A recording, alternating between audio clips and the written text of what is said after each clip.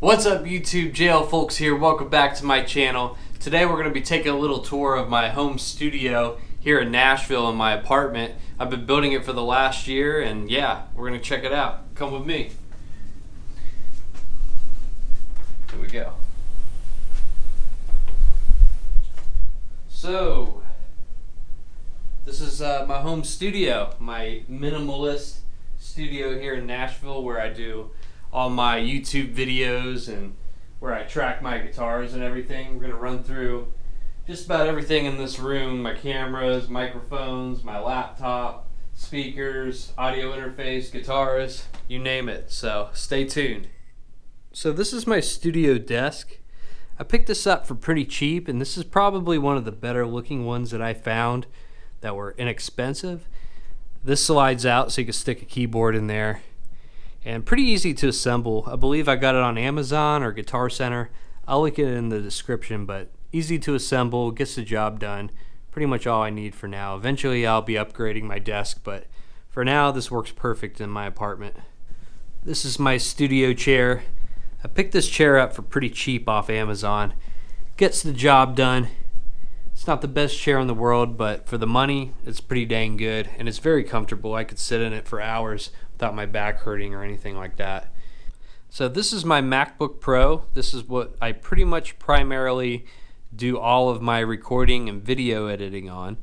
I use Logic Pro as my DAW, and inside Logic Pro I have two plugins that I use for guitar. I use IK Multimedia's Amplitude 4, which has a ton of different presets, tons of different Fender amps and different kind of amps, stomp boxes, slash tones, Jimi Hendrix tones, you name it. It's got tons of different things you can use. And then I also use the STL Tones Andy James Guitar Suite, which is a really great plugin. Sounds really awesome. It's got multiple different presets by Andy James himself, 3 different amps you can choose from, and tons of stomp boxes. And then for my video editing software, right now I'm using iMovie, which comes with the MacBook Pro, but eventually I'll be upgrading to a better software pretty soon. So this is my audio interface. It's a Focusrite Scarlett 2i2.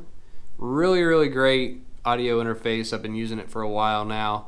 Really gets the job done. I'm able to hook up my studio monitors into the back of it. It's got 2 inputs so I can record guitar and vocals at the same time.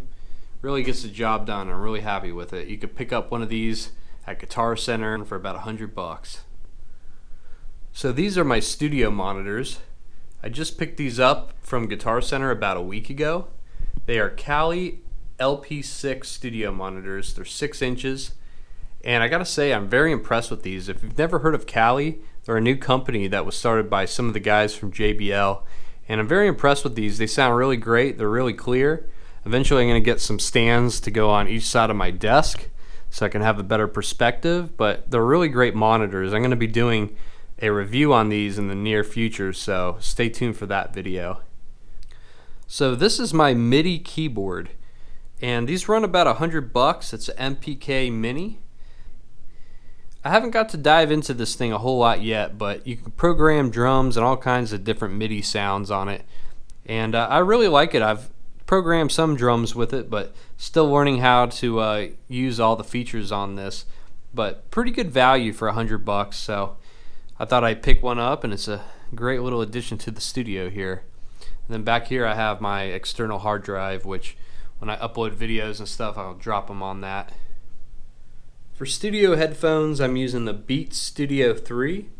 These actually came with my MacBook Pro, and they're not too bad. They're pretty good, I have to say.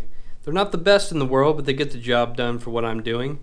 They're wireless, and every time I've used them wireless, I've had a little bit of latency. I don't know if there's a setting I can change with that, but usually I just plug in the wire and use them that way, but not a bad little set of headphones to start the studio with. So up on the wall here above my desk I have a few certificates from Berklee College of Music. This one's a master's certificate in guitar. Got a specialist certificate over here in blues, rock, and jazz guitar. And then I've also got a NSAI award here for passing their test for Nashville Songwriters Association. Up here I've begun soundproofing the room a little bit. These are some simple foam you can get from Amazon that I bought for probably $20 or $30. And I've got them different spots in the room, like I have them on the wall here and then the back wall there. But just the beginning of the soundproofing phase here in my little home studio. Alright, so here we have my primary camera, which I do most of my filming with. It's a Sony DSC HX300 CyberShot. It's kind of an old camera, but it does the job. It gets the job done. And yeah, this is a tripod I got off Amazon. It's an Amazon Basics tripod, and works pretty good. But that's pretty much my main camera setup. I also use a couple GoPros, which I'm using right now for this camera, and a microphone attached to that as well. Here are my studio lights that I use for video. They work really great for lighting up the room and just getting a good shot with the camera. These are by Limo Studio, and they run about $100, and I tell you, it really makes a big difference when you go to make a video. So two of them I've got colored lights in as well, which I could change the colors. So right now I've got it set on blue. Same thing with that one as well. So another really cool thing I did for the studio was I put up LEDs. And these LEDs are so cool because you could change them multiple different colors. Put them on green, red, and I also have colored lights in these as well. And right now I've got them blinking. I've got all kinds of different colors going. But really cool. You can pick these up for pretty cheap. Really make a big difference for when you're recording video and making your studio look awesome. And finding the right lighting with these has been a challenge, but once you kind of get it down, it starts to look really cool in your videos. But you can have them blinking or whatever, but really awesome LED lights. So here's a couple guitars that I really like to track with. I got my brand new PRS CE24. I just got this guitar about a week ago and really sounds awesome in the studio. Plays and sounds great. Really beautiful guitar. And I've got my Gibson J45 over here, which is an awesome acoustic guitar. And Gibson J45s are known to be the most recorded acoustic guitar of all time. And just about every recording that I have, you can hear this guitar on it. I've used it on every single acoustic recording. But really awesome guitar. So this is my primary vocal mic as of right now. It's a Rode NT1A. You've probably seen it in a lot of my cover videos doing acoustic. It's great for recording vocals and acoustic guitar. You can record them both at the same time and then position in a way where you can capture both. And then you can also record separately acoustic guitar or vocals. So usually how I do it is I'll position in a way where I can record the acoustic guitar and vocals at the same time. And then I'll also plug in directly into my audio interface with the guitar so I can mix the two.